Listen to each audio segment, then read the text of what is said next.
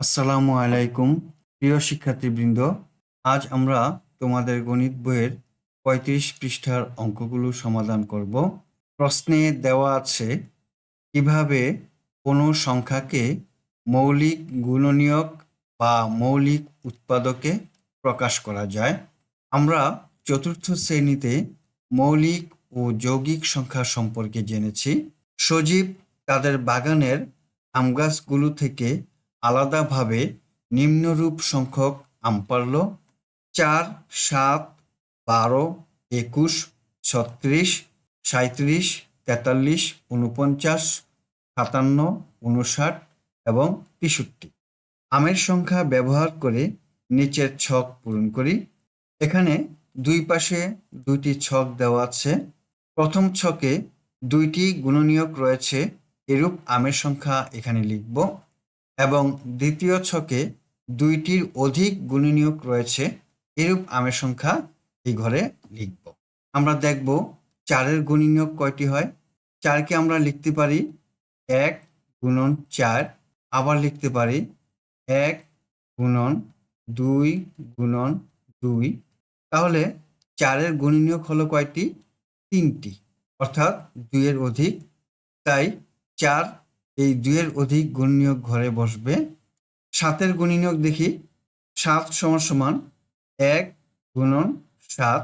এই ৭কে আর কোনোভাবে ভাঙানো যায় না, অতএব ৭-এর গুণনীয়ক হলো ২টি। তাই ৭ আমরা এই ২টি গুণনীয়ক ঘরে লিখতে পারি। ১২-এর গুণনীয়ক ২-এর অধিক, তাই ১২ বসবে এই ২-এর অধিক ঘরে। ২১-এর গুণনীয়ক ২-এর অধিক, ২১ একে ২১, ৩ × ৭ = ২১, তাহলে ২-এর অধিক ২১ এই ঘরে বসবে। ৩৬, ৩৬ও ২-এর অধিক গুণনীয়ক। ৩৭, ৩৭-এর গুণনীয়ক ২-এর অধিক নয়, আমরা এই ঘরে লিখতে পারি ৩৭। ৪৩ও ২-এর অধিক নয়, ৪৩ এই ঘরে লিখতে পারি।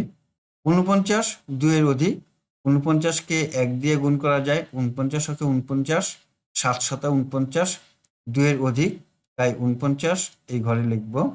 ৫৭ ২-এর অধিক, ৫৭কে ৫৭, ৩ × ১৯ = ৫৭ হয়, তাই ৫৭ এই ঘরে বসবে।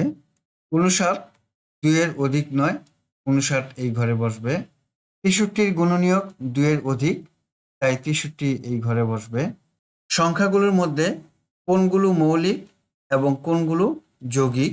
যেই সংখ্যার গুণনীয়ক ২-এর অধিক নয় সেই সংখ্যাগুলোকে মৌলিক সংখ্যা বলে। তাই ৭, ৩৭, ৪৩ এবং ৫৯ হলো মৌলিক। ৪, ১২, ২১, ৩৬, ৪৯, ৫৭ এবং ৬৩ হলো যৌগিক। আমরা এখন এখানে লিখতে পারি ৭, ৩৭, ৪৩ এবং ৫৯ সংখ্যাগুলো ২টি করে গুণনীয়ক রয়েছে, তাই এগুলো মৌলিক সংখ্যা। আমের সংখ্যাগুলোর মধ্যে মৌলিক সংখ্যা ছাড়া বাকি সকল সংখ্যা যৌগিক হবে, যা একাধিক মৌলিক সংখ্যার গুণফলের সমান। এখানে ৪ হলো যৌগিক সংখ্যা, ১২ যৌগিক সংখ্যা, ৩৬ যৌগিক সংখ্যা, ৪৯ যৌগিক সংখ্যা। এই পদ্ধতিকে বলা হয় মৌলিক গুণনীয়ক বা মৌলিক উৎপাদকে প্রকাশ। এর প্রত্যেকটি গুণনীয়ককে বলা হয় মৌলিক গুণনীয়ক বা মৌলিক উৎপাদক। ১ নম্বরে দেখো, নিচের সংখ্যাগুলোকে মৌলিক সংখ্যার গুণফল হিসেবে প্রকাশ করি। ১৮কে আমরা মৌলিক সংখ্যার গুণফল হিসেবে প্রকাশ করব। ১৮কে ৯ × ১৮, আবার ৯কে ভাঙাতে পারি, তাহলে ২ এখানে লিখলাম, ৩ × ৩ = ৯।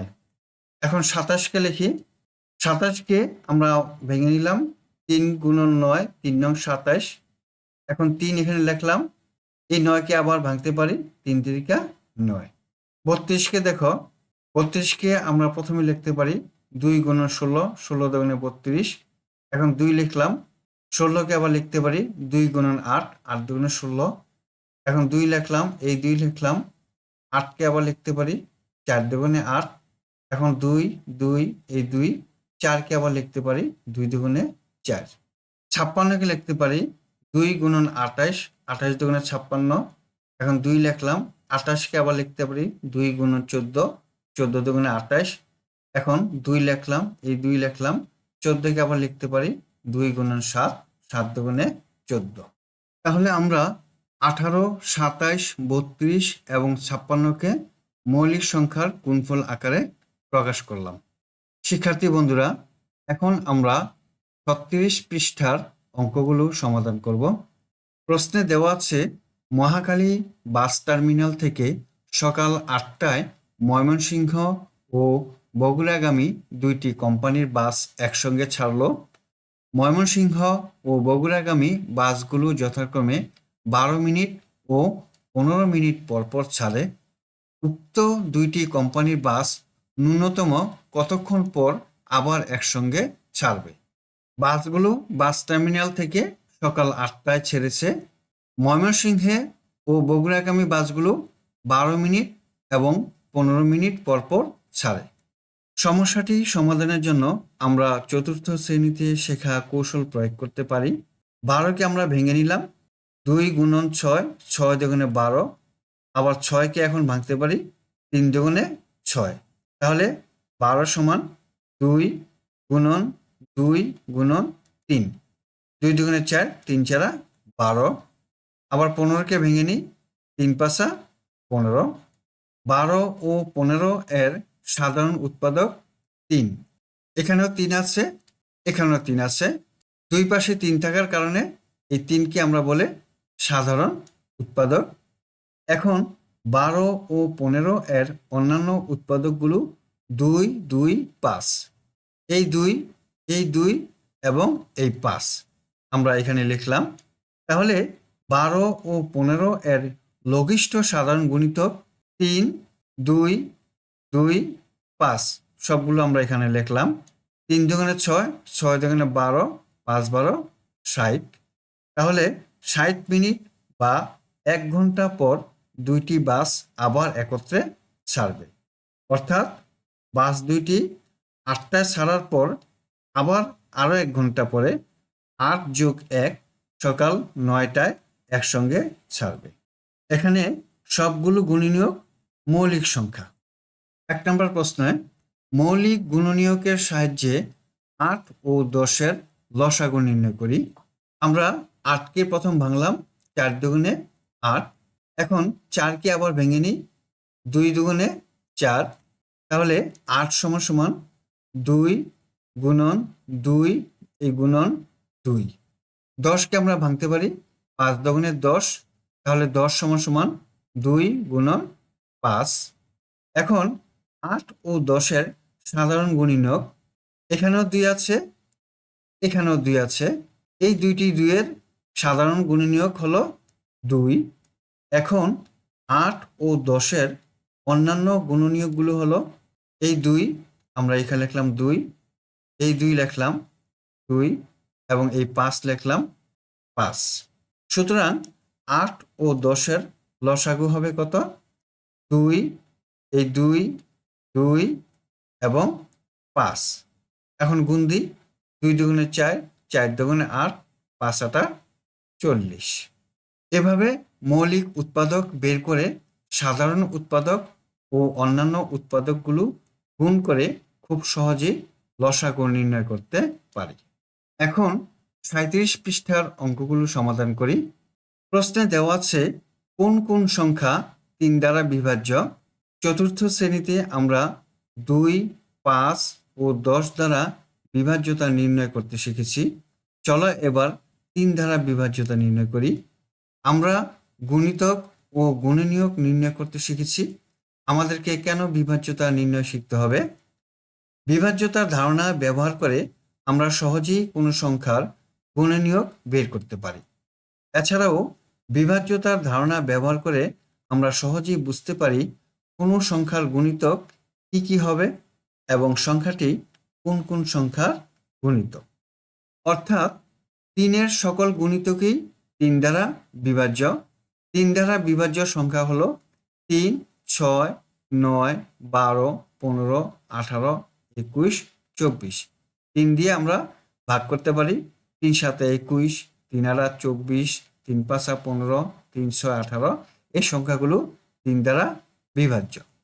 বড় সংখ্যার ক্ষেত্রে আমরা কিভাবে বুঝবো সংখ্যাটি 3 দ্বারা বিভাজ্য কিনা? 65কে 3 দ্বারা ভাগ করলে ভাগফল হয় 21 এবং অবশিষ্ট থাকে 2। তাহলে এই 65 3 দ্বারা বিভাজ্য না। অঙ্কগুলোর যোগফল দেখি। 6 এবং 5 যোগ করলে হয় কত? 11।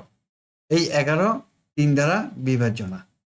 120কে 3 দ্বারা ভাগ করি, ভাগফল 40, এখানে অবশিষ্ট 0। তাহলে 120 3 দ্বারা বিভাজ্য।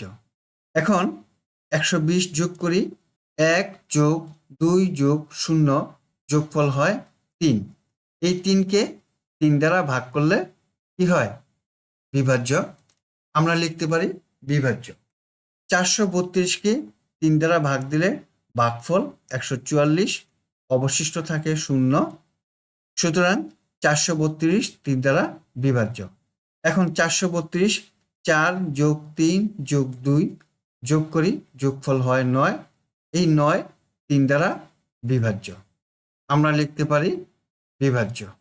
কোনো সংখ্যায় ব্যবহৃত অঙ্কগুলোর যোগফল 3 দ্বারা বিভাজ্য হলে সংখ্যাটি 3 দ্বারা বিভাজ্য হবে। এখানে দেখো 1 নম্বর একটা অঙ্ক দেওয়া আছে। ভিন্ন উপায়ে 3 দ্বারা বিভাজ্যতা সম্পর্কে চিন্তা করি। এখানে একটি ভাগঙ্ক দেওয়া আছে। এই ভাগঙ্কে খালি ঘর দেওয়া আছে। খালি ঘরে আমরা সংখ্যা বসাবো। 3 দিয়ে 4 3 9 0 5 অর্থাৎ 43,905কে ভাগ দিব। প্রথমেই 3 দিয়ে 4কে ভাগ দিই, 3 ওকে 3, 4 থেকে 3 বিয়োগ দিলে 1। এখন এই 3 আমরা এখানে বসাই, তাহলে হলো 13। 13কে 3 দিয়ে ভাগ যায়, 3 4 12। এখন 3 থেকে 2 বিয়োগ দিলে বিয়োগফল 1, 9 বসাই।